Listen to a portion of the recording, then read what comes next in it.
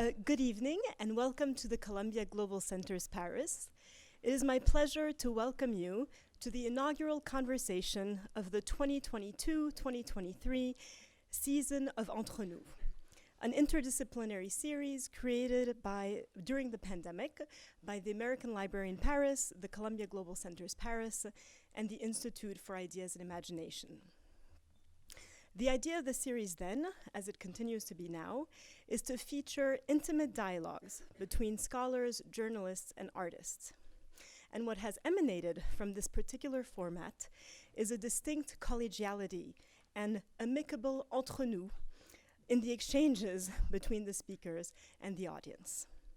Tonight should be no different in the company of authors Deborah Levy and Colombe Schneck. Deborah, you are no stranger to the Columbia Global Center Paris.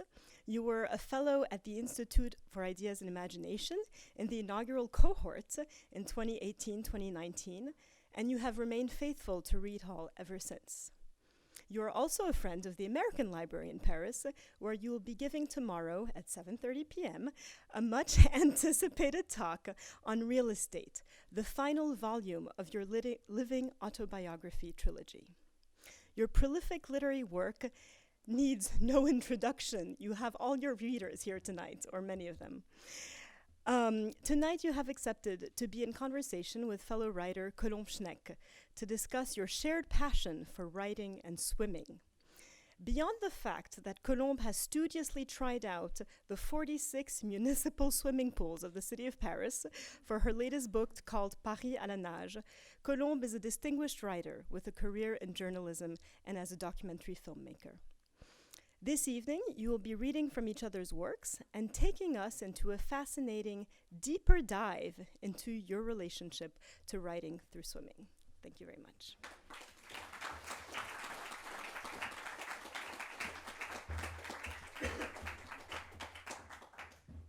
So I received a mail from Lauren Elkin, and she is an American translator of French literature into English, and saying that she loved my work and she would like to translate it into English. And we began to exchange mails, and I was very happy. And a few weeks after, I received a mail from Deborah Levy. And the mail would say, "Dear Colombe, we have a common friend, Lauren Elkin. We are both writers and swimmers, and she thinks that we should meet." And my heart was like, boom. So we met for coffee, and I suggest her that we should go to the swimming pool together. So for a few weeks, we tried to go to the swimming pool together. It never worked. No. But they were always closed, or we always have a problem. But we talk about swimming and writing.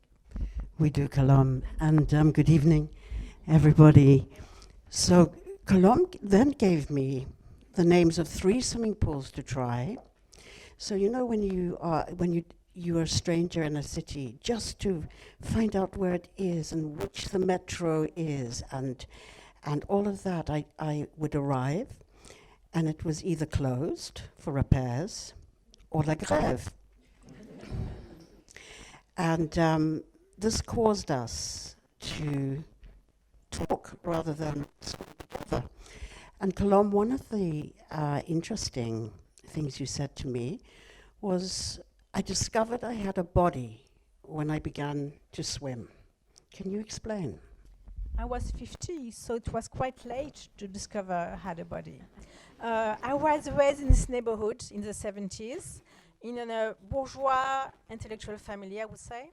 And so we had, as a child, go to the movie, go to the bookshop, read, have good grade in class, go to university. We had cerveau, we had brain. It was very important to have a good brain and to exercise it. But the body, no, we had nobody. We had maybe when we were sick, my father was a doctor, would touch me, and we had a hug or something, but we had nobody. There was no education of the body. Body was for sportif, which means stupid people. in my French family. And I was way that way until I was 50 years old. I would go sometime, have a bike, I would do some sport, would be fit, but I didn't feel that the body had any intelligence, anything to tell me. And I fell in love, had a love story with a swimmer. So to follow him, I follow him to the swimming pool. And first, I find this very disgusting, you know. All this body, all this trench. You never see naked body, you know. But you go to the swimming pool, there's any kind of body, and real body. And I was very surprised because I enjoy that. I could be anything. I could be my body. I'm very short, and I'm not very muscular. And in the water, I could be myself.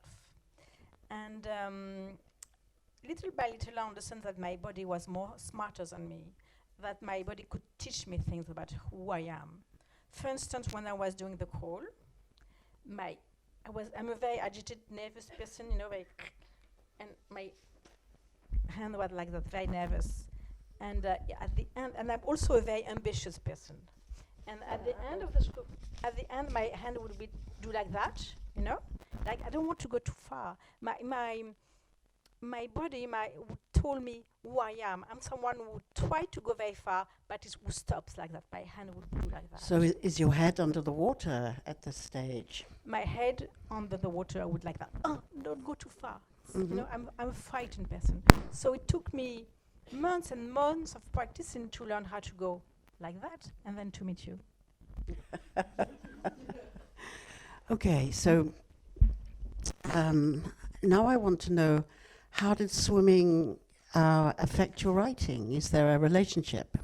First, I would like to talk about you, about the cost of living, and how I feel the cost of living. You know, at the beginning of the cost of living, I'm sure you all read it. This young American woman is she's talking to an older American man. And she has a story to say. She has a story to say about going to the sea and how she was frightened. The guy is trying to, I don't know, seduce her. Oui. And he's older. And so he thinks that he's the one going to talk, you know. And that she's talking. She has a story to tell. And I remember when I was her age, I had a story to tell. I was the one who would talk because my parents say, you could talk, you're a woman, but you can talk. And she's kind of sure. She's very, and during her talk, a book is going down and she asked him to take the book back. She has her own lane, but I lost that in the course of my life. I love this ability to talk, to be in the middle of in the lane. In the swimming pool, when I'm swimming now, I take my place. I take my lane. You know, I take the lane I need. I put my hand on the good place in front of me like that. Before I would do like that, you know, not to take too much place. You know, I don't know how you're swimming, but I was swimming like that. I want to show you like that. Now I'm swimming like that. And when I read The Cost of Living, I read, well, it's exactly that. I was this young woman, and I'm now again this young woman because of swimming. Oh, Colombe. And what about the breathing?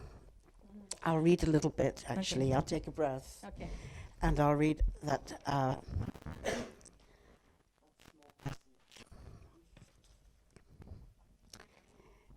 As Orson Welles told us, if we want a happy ending, it depends on where we stop the story. One January night, I was eating coconut rice and fish in a bar on Colombia's Caribbean coast. A tattooed American man sat at the table next to me. He was in his late 40s, big muscled arms. He was talking to a young English woman, perhaps 19 years old, who'd been sitting on her own reading a book, but after some ambivalence, had taken up his invitation to join him. At first, he did all the talking. After a while, she interrupted him. Her conversation was interesting, intense, and strange. She was telling him about scuba diving in Mexico, how she'd been underwater for 20 minutes and then surfaced to find there was a storm. The sea had become a whirlpool, and she had been anxious about making it back to the boat. Although her story was about surfacing from a dive to discover the weather had changed, it was also about some undisclosed hurt. He said, "You talk a lot, don't you?" She thought about this, her fingers combing through the ends of her hair. It was not that easy to convey to him, a man much older than she was, that the world was her world too. He had taken a risk when he invited her to join him at the table. After all, she came with a whole life and libido of her own. It had not occurred to him that she might not consider herself to be the minor character and him the major character. In this sense, she had unsettled a boundary, collapsed a social hierarchy, broken with the usual rituals. I'm not surprised that she's a swimmer. And I want to know, Deborah, how swimming after you writing the way you are? How is? How swimming affects the Oh, way my you write writing. and the way you are? Yes. And I will So, answer. so Colombe, I think that you have a very focused way of swimming. You know, you have a movement and you have a purpose. When I swim, I really don't have so much of a purpose. I want to stretch my body because it's been hunched up on, writing and all the rest of it. And I think I swim to let go. Just to let go. To take a pause from the anxieties of everyday living and to enjoy the sensuality of the water. And to empty my mind and fill my mind at the same time. This very strange contradiction. So, how does it affect my writing?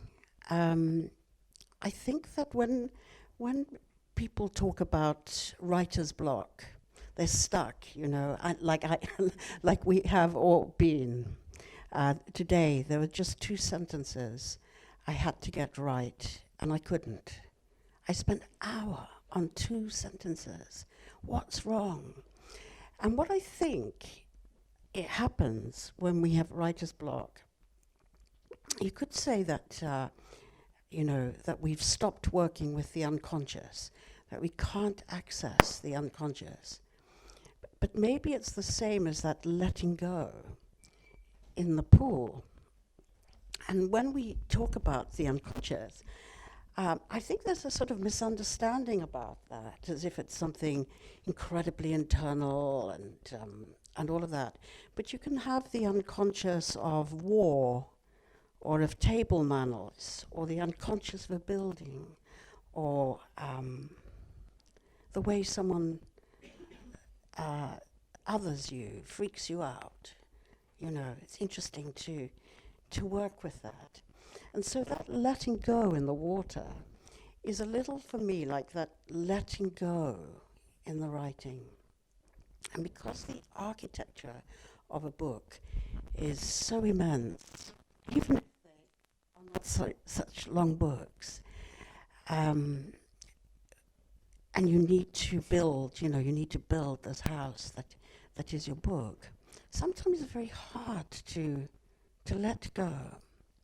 And as a note to students, that is very interesting note, because it's not very helpful to say, well, I think you're stuck because you're not able to access your unconscious. It's better just to say, well, just let go. That's swimming. The other thing to say is that all sorts of strange thoughts, bizarre thoughts enter my head. So recently, I was thinking as I was swimming in London about why at 4 in the morning there are so many lights on in the apartments of the city. That's what I was thinking about. And I don't, when I swim, say, oh, well, why are you thinking about this? What's it for? I just let the thought streams come. And this takes me to the way children, when they first learn about death and learn that they're mortal, I think it's sort of around 4 or 5, 6, something like that, want to sleep with the light on, right? So I was thinking, is it the pandemic that has made all these lights? Because I write in the night now, like right through the night. I prefer to work like this at the moment, this book. And then I know that something is building in this question that I will write about. And as I swim, maybe I will build. Exactly that. The letting go, I tried for years. People would tell me, you have to let go, and I couldn't. I was like, and swimming, and I will make the link with writing after. I was learn how to let it go because you have to push, go very far away. But when your hand is out of the water, it's useless. You don't push anything. So you have to let your body go.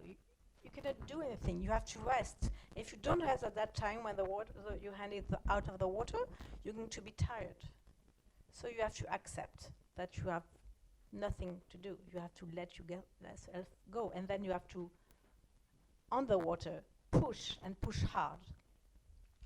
And for months and years, I took lesson, and I wanted to be perfect, and I want to glide the more I could, be the more smoother I could. And the swim teacher would say that I love that swimming is an art of doing less, to remove everything with useless, who don't propulse you, and to let yourself go. And it's kind of a lazy sport. You really have to remove everything which is useless. Every little movement, your hand, you have to find the way that your hand glide in the water, and there's nothing, if you do like that or like that, it's useless because you take some effort will not propulse you. Not necessarily. I hear you because I think you talk about and writing is the same. Now when I'm and when I'm reading Deborah, and when I write, I try to do the same. I try to remove any adjective, any virgule, anything, any words, any sentence with useless, with only here to be nice or jolly. I want to have nothing, not a word, not a comma, which doesn't was no utility. Everything has to go forward in my writing. Can we hear? Yes. Okay, I'm going to read. Okay. My childhood. This is a bit strange. Lauren Elkin just sent me the translation she's doing of my work in English. So I have no book friends for the moment, but I have. So this is the introduction I make to my work. My childhood was utopic. I was not a girl. I didn't have a girl's body. I was just me, Colombe, irascible, determined, stubborn, violent, brutal, frank, clumsy, thieving, lying, mistreating my dolls, and making up stories about them, bad at school unless the subject interested me. I danced and saw myself as a prima ballerina. I rode horses and saw myself as a horseback riding champion. I ran as fast as I could. I skied at top speed. I got dizzy. I couldn't climb the rope in gym class. I read all day. I love fairy tales, stories about the race car driver Michel Vaillant and Raon, the prehistoric man from the comic books. mean old Scarlett O'Hara, Liberty dresses and denim overalls. I wanted to know all about love. I was in love with my teacher, wanted to know about sex, but not too early, wanted to get married and have children, but not right away. I wanted to be left alone for as long as I took to find my place, to become who I was. This ambitious young person wanted to get the most prestigious degree, to be able to choose, to decide, except my body, little by little, betrayed me. This hair, this breast, enormous, my period, I decided it didn't have anything to do with me. I let the blood flow, let it stain my underwear, my clothes. I love it. Not too much words, you know. I really admire, Colombe, that you wrote in French, Lauren has translated into English, and you in France speaking in English. You really have all my respect. Thank you. So I'm hearing that there is a sort of pared down economic prose, propelling forward. So what if, what would happen if it wasn't so sleek, if you weren't propelling forward? Because you see, that doesn't sound to me like letting go. That's, I'm being a little bit sly. I like it. Because, you know, in the end, you have to get out of the water to write, okay? Yes. So, so you know, you're back in your writing body now, and you're back in your writing mind. I think that for myself, I learned to swim in the open sea, in the Indian Ocean, because I was born in South Africa. And although we lived in Johannesburg, my mother came from the Eastern Cape, and she would take us for family holidays there. And I don't remember one single swimming lesson. Like maybe she wanted us to drown or something, but not one until I came to England, age 9. And the only thing was we swam in the warm water, there might be sharks.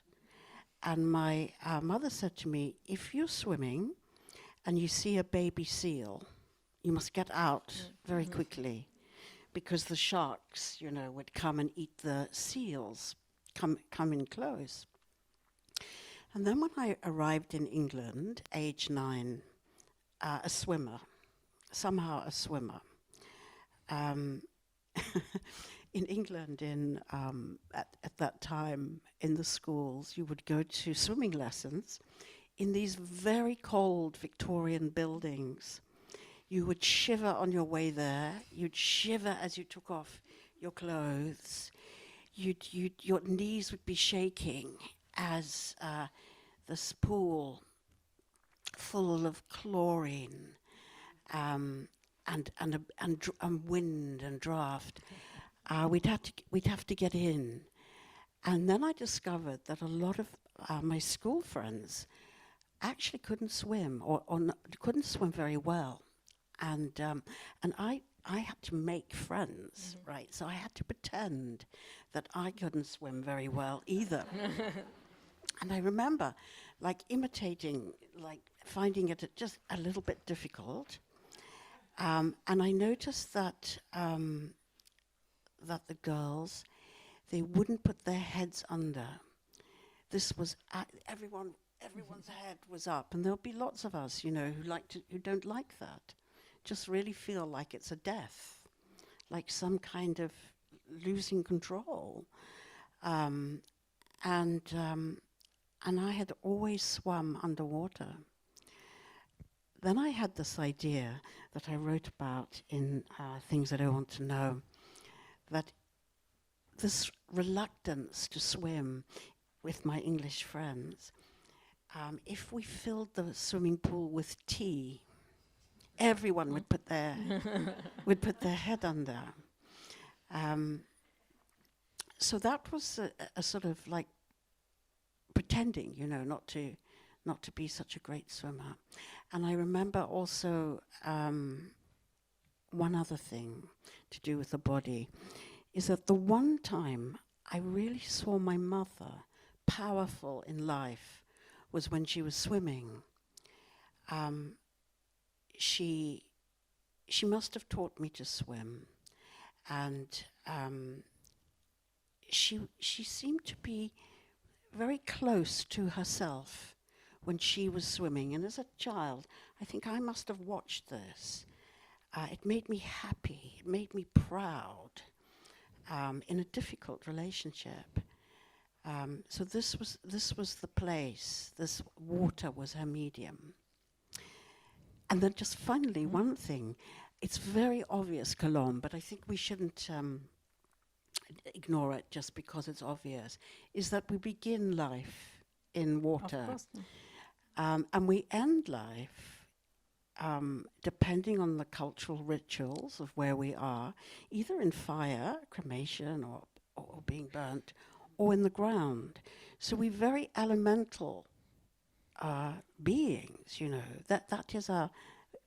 We start in water, and we end in fire, or we end in the earth, which, again, is something to do with those lights on at 4 a.m. in all those apartments.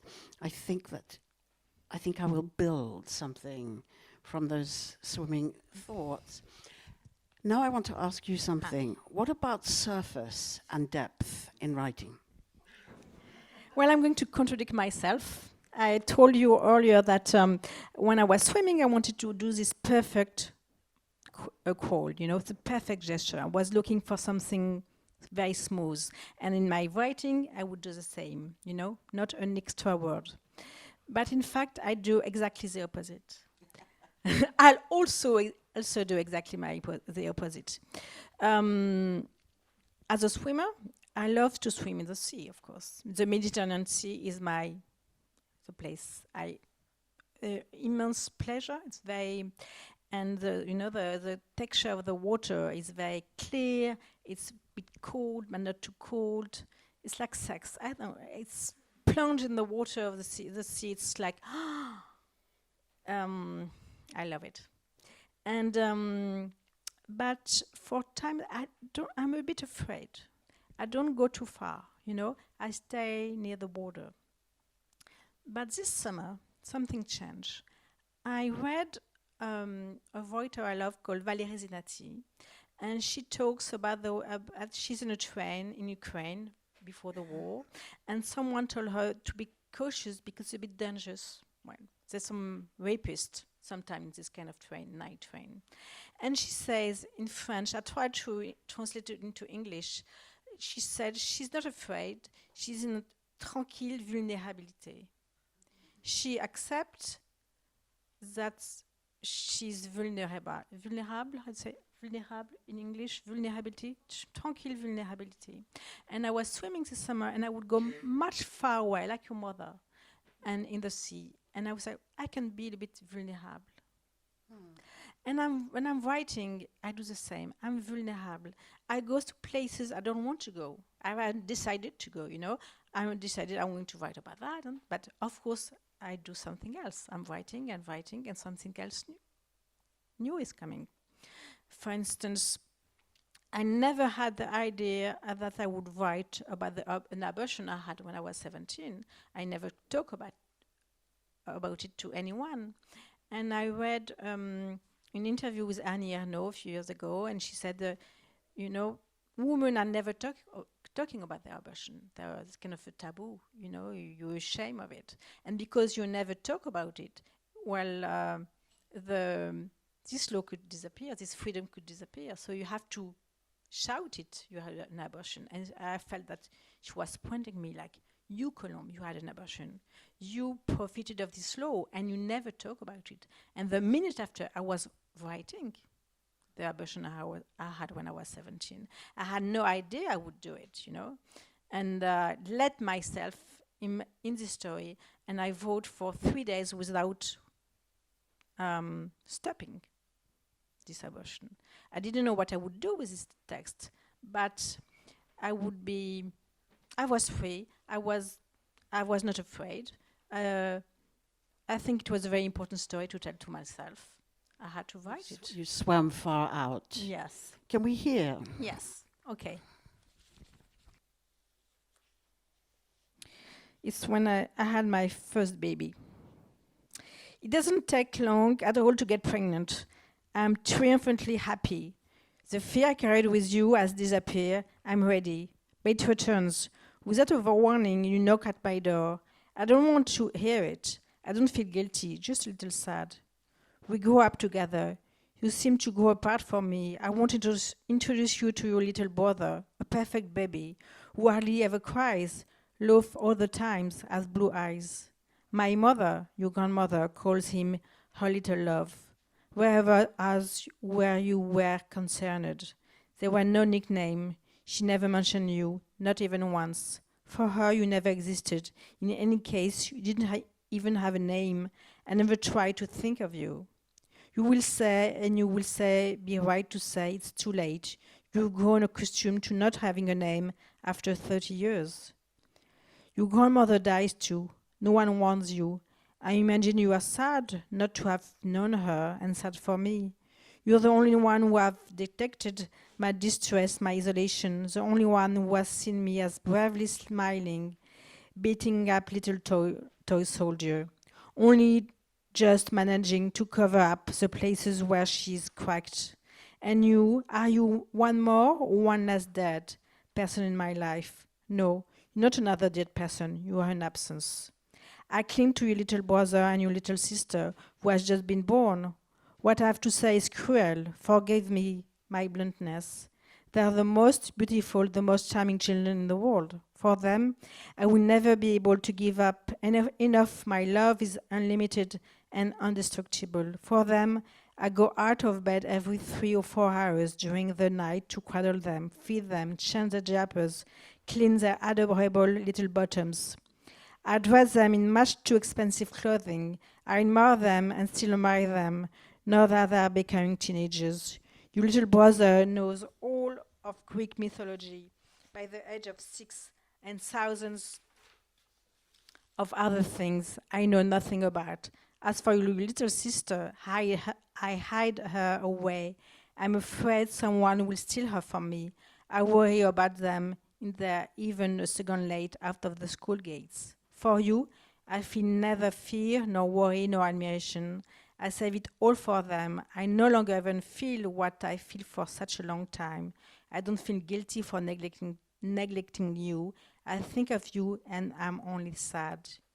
You have to make to do with the crumbs. I throw you once a year in winter. I don't even know what day you would have been born, only hopefully that it would have been 1 week or another in January or February 1985. You sacrificed yourself for them.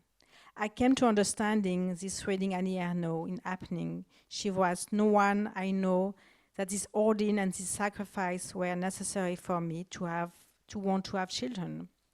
I fully believe that in this baby there would have been a boy or winter boy born 30 years ago, which has permitted me to live freely, to be by turns student, traveler, lover, wife, mother, reader, tourist, journalist, and writer. With these few words, I'm fully ready to relive your absence. Thanks to the Loire Veille, your absence is not the result of hours of cruelty, mistreatment, blood, fear, humiliation, and contempt. I did it with no lightness of heart. It was neither comfortable nor convenient or banal. I was neither in distress or in state of high drama. But the spring of 1985 was, I understand now, an extreme experience bearing on life and death, time, law, ethics, and taboo. I can finally write it. Your absence has been my ongoing companion for 30 years. What a plunge. That's Virginia Woolf's words at the beginning of Mrs. Dalloway. What a lark, what a plunge. You've plunged into that story. I think I'm more literal than you when I use water in my work. So I wrote a book called Swimming Home, a novel. In French, it translates as Sous l'eau. And the swimming pool is the central metaphor in the book. So then I say to myself, because I'm very practical, not just poetic. So I say, what is a swimming pool? Actually, what physically is it? So I do a bit of research to discover everything that we know, which is that a swimming pool is a hole in the ground. At its most basic, it's a hole in the ground. It's like a grave covered in water. So as the death wish was what I was going to give an airing to in that book. In the Freudian sense, I mean to put the desire to put an end to feelings we can no longer bear. Okay, and the swimming pool was going to become necessary for that. And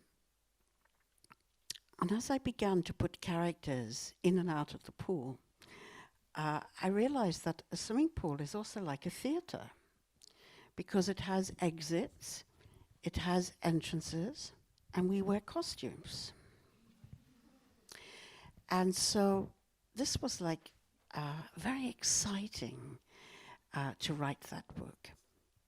And then something else, a digression, is that I think just as a substance, water is something so necessary to me, so inspiring, so sensuous.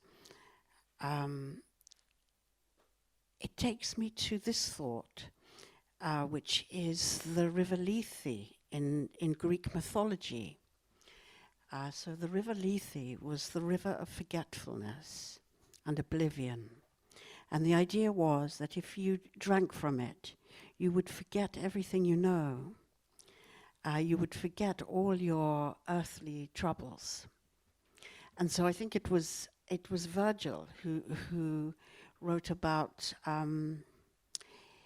ghosts had to drink from the river Lethe to forget everything in their life, the dead rather, to forget everything in their life. Otherwise they couldn't be reincarnated. So then, in my book, Swimming Home, there is a fragile young woman who always swims naked. So her body is like a canvas for everyone to project onto. Their own erotic feelings, their anxieties, their hatreds, etc. And she tells one of the swimmers that she takes medication. And he says to her, he has a whole backstory that I won't talk about now. And he says to her, yes, when I was 15, I had a Hungarian doctor, and he said to me, you tell me your history, and I will give you some medication to take it away. So then I thought, this is like the river Lethe. It was a sort of medication. You could sip from it and lose your history. And that there was some connection to be made between these two things. So I'm not making those connections like tonight, but those are the thoughts that water gives me. It's almost as if it drips and flows into everything that I write, especially when I can't swim in Paris, you know. I would like you to read something now. I think I read something to end. Is it, are we, it's 2 minutes, okay. Then I will talk about swimming pool in Paris. Then we talk about swimming pool. So I'm going to just read, oh my God, so my paper, things have fallen out. I'm so sorry, everybody. I always really loathe it when writers do this and they look for a page. It just goes to show you become the people you mock. So you talk a little bit, Colombe, while I find it. You said that with my sister, we did the 46 public swimming pool of Paris.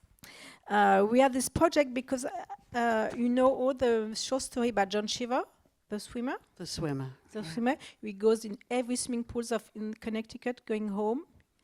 And for the anniversary of this short story, which published in the New Yorker in 1964, the journalist from the magazine went to do all the public swimming pool of New York. But it's easy because there's only 10. But at the end, she finished in the Bronx in a swimming pool where you have to remove everything which belongs to you. Any signs, you can only go with your little swimming pants because they don't want to know, you don't want to show in which gang you are. Anyway, going to every swimming pool in Paris, it was like an adventure. Going to new. But you talk, and you wait, and I will. Thank you. That was great. My Thank swimming you. pool story. Merci, Madame. I really like the look of your book, and I'm going to. It's for sale there, and I'm going to have a copy because then I can go to. Merci. Then I go to try these swimming pools. But I just wanted to go back to what you said about the John Cheever story. Have you read that? Do people know it?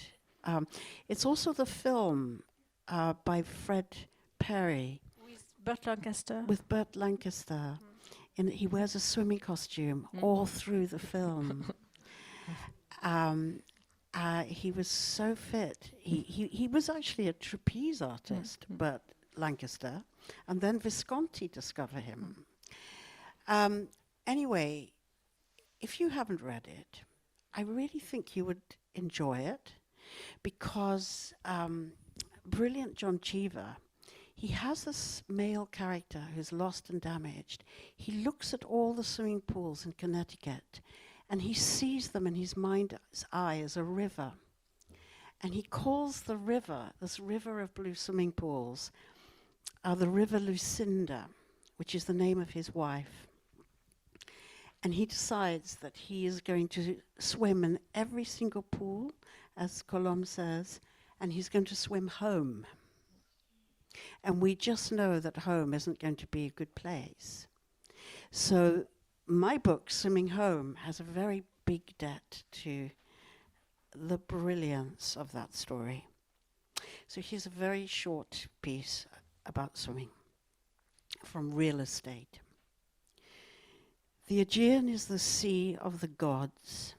It is ambrosia, nectar, warm but not too warm. It is friendly and it is luscious, like being held by a body that is not too clinging and not too detached. It washes from me the pain of thwarted hope for enduring love, connects me with my mother who taught me to swim, calms my fears about the future, takes the edge of the turbulence of my broken marriage, helps me reach for ideas, yet empties my mind, brings me closer to both life and death. Thank you so much. Swimming pools in Paris? A few. Doing these adventures, looking after going to every swimming pool in Paris, I discovered that, you know, it's difficult. Everyone goes to the swimming pool. We have this history in Paris that swimming pools are made for modest people, people with no money, for, say, working class people, because it's a way they could be clean, have a shower, and make some sport. So at the end of the 19th century and beginning of the 20th century, swimming pools were made, beautiful swimming pool, like palace swimming pool, beautiful architecture. I was last week in Roubaix, which is a very industrial place in the north of France with a coal miner. And in 1930s, they made a swimming pool like a palace for workers. And we have the same in Paris, in the north of Paris. So going to every swimming pool of Paris, it going to place where I don't usually go because I live here. And you discover in the swimming pools as any kind of body, of gender, of class, of races, of ages, everyone goes to the swimming pool. And for instance, if you go to the swimming pool near Porte de la Chapelle, near the flea market, you have everyone at the swimming pool, everyone there. Black and white, every ages. But you go outside in the cafe, having you have a very nice cafe, which is kind of a bobo cafe, a cafe called La Ressourcerie, where a place where you can, someone would repair anything, and you have yoga classes and everything. But you will only have young, white people in the cafe. In the swimming pool, you have everyone, which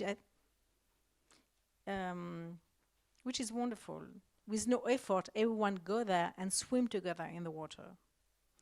It's very rare places where everyone go. We all mix together. We all together, and I think that's one of the reasons I love so much going to this public swimming pool in Paris. They are wonderful. You have a history of architecture of Paris going to all these swimming pools. You have a swimming pool from the end of the 19th century, beautiful swimming pool from the 20s and 30s. You have this not so nice swimming pool from the 60s, but with huge windows and so much lights. There's a bit, how to say, vulgar swimming pool of the 80s and the 90s. You know, they're a bit too much, a bit heavy. You don't like the architecture, but they're interesting. And you have very modern and beautiful contemporary swimming pools, very, piece of art. So going to all the swimming pools of Paris, you have the best way very good way to visit Paris, to know more about the history of Paris. Voilà. You want a last sentence? No. I'd like to hear you read. I've just read, and I want to hear your last your piece. I'm 17 years old and I have a lover. I'm not in love, but I have a lover. I sing as I cross the Bois Saint-Michel. I'm 17 years old and I have a lover. And I'm very happy. I'm not like my mother. I'm not her loneliness. I'm myself. A girl who's sleeping with a boy without being in love with him. I'm 17 years old and I have a lover. Not a boyfriend, not a sweetheart, not some adolescent crush, a lover. Something strong grown women have. I'm an independent woman.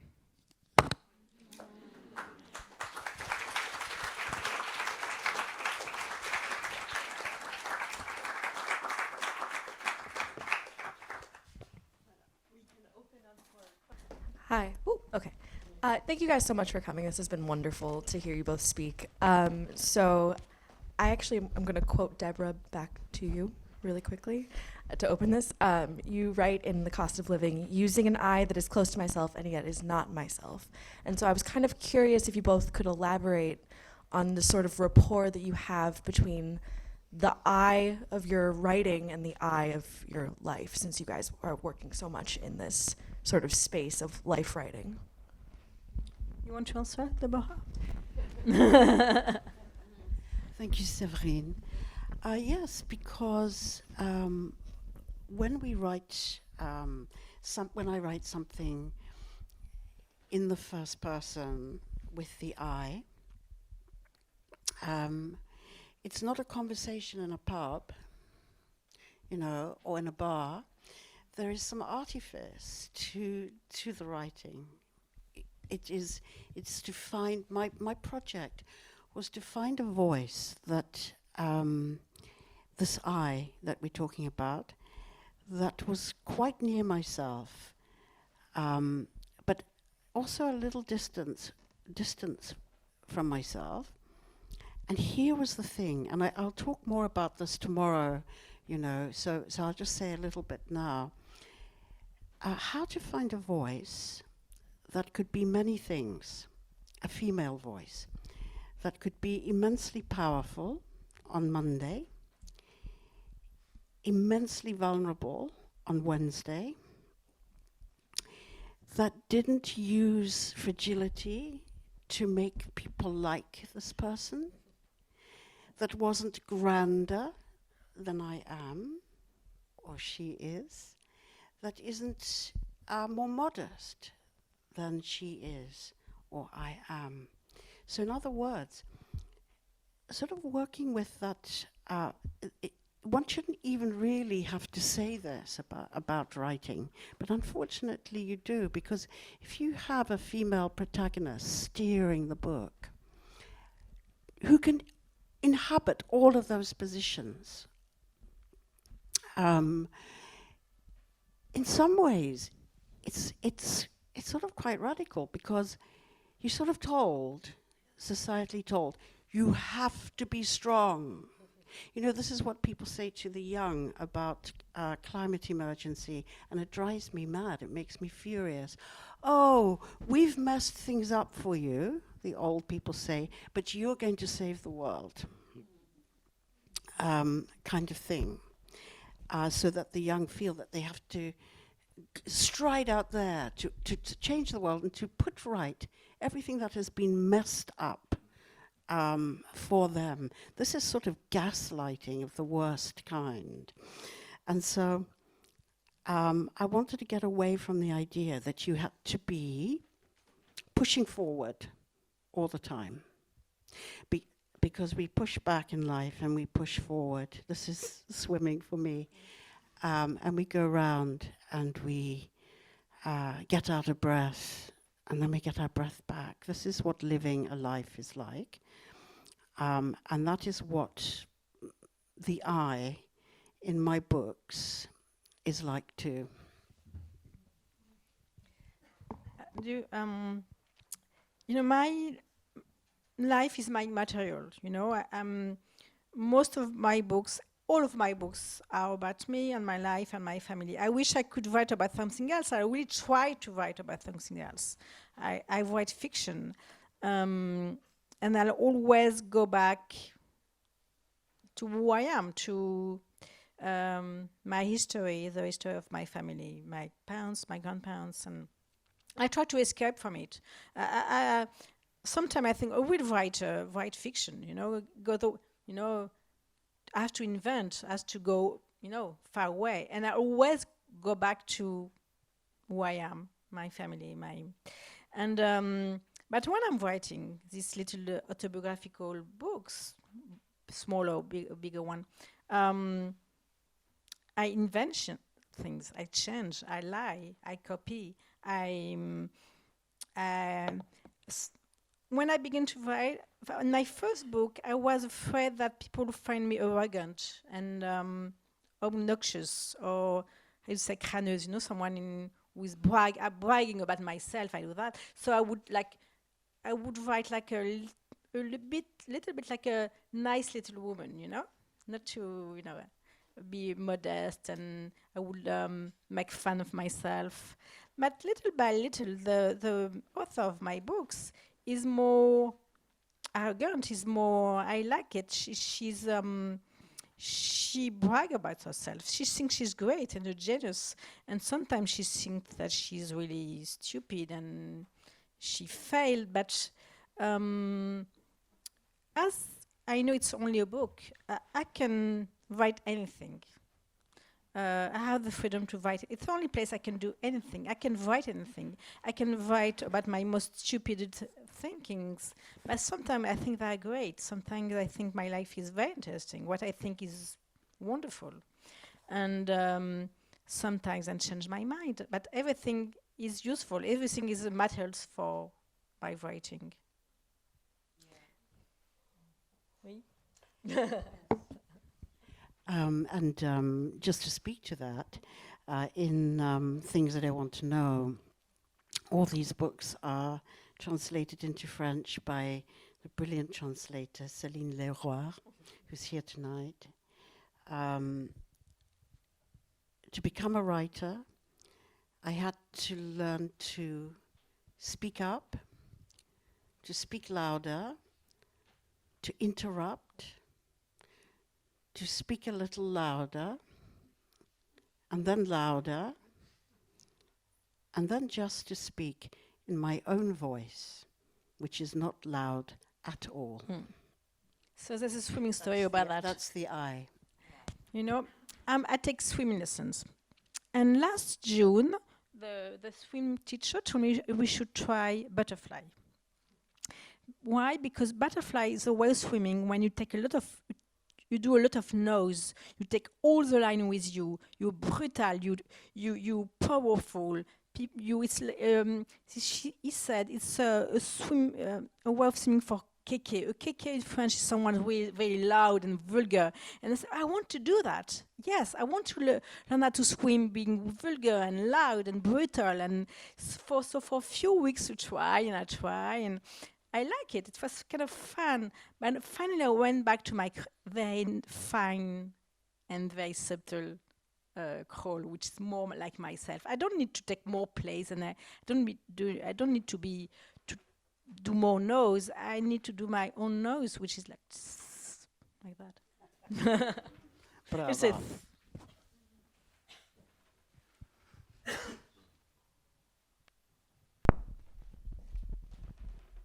Thank you so much for coming. I have a question about swimming, which I think comes off very nicely about what you just said, but I want to ask if you have a favorite stroke, or if you don't have a favorite stroke, how do you notice any changes between how you swim? Yes, that's a good. Well, you know, nerdy swimmers love this question. Yeah, my favorite stroke is crawl, because of the stretch of crawl, and because it's underwater, which is really how I learned to swim. And then I think my next favorite stroke is breaststroke, using different muscles in the body. And and then sometimes it's really fun to do a handstand. If you kind of look at the pool, this is in London, and people are sort of out of the pool, it's very nice just to go upside down and stretch up your legs for a different view, a different relationship with gravity, and a little bit like flying. I'm a crawler, you know. I wrote a book called La tendresse du crawl, the tenderness of crawling. But I love to do a backstroke and look at the sky when I'm in the sea. And when you don't know where you are going to, but you're going there.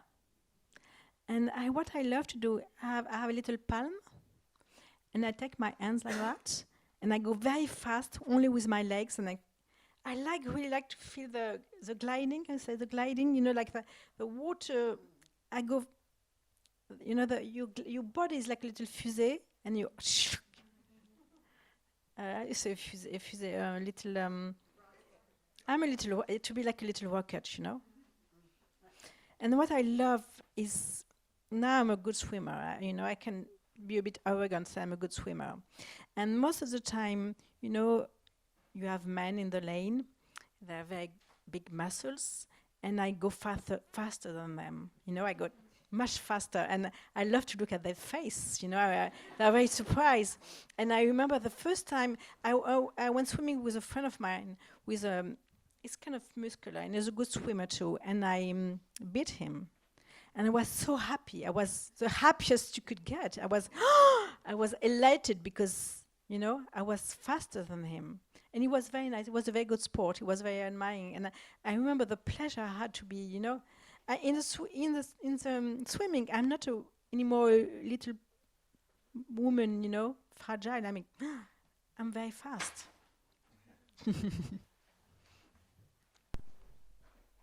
We have time for one more question, and then we'll have a reception following the talk. There's one last question. Please raise your hand. The big question.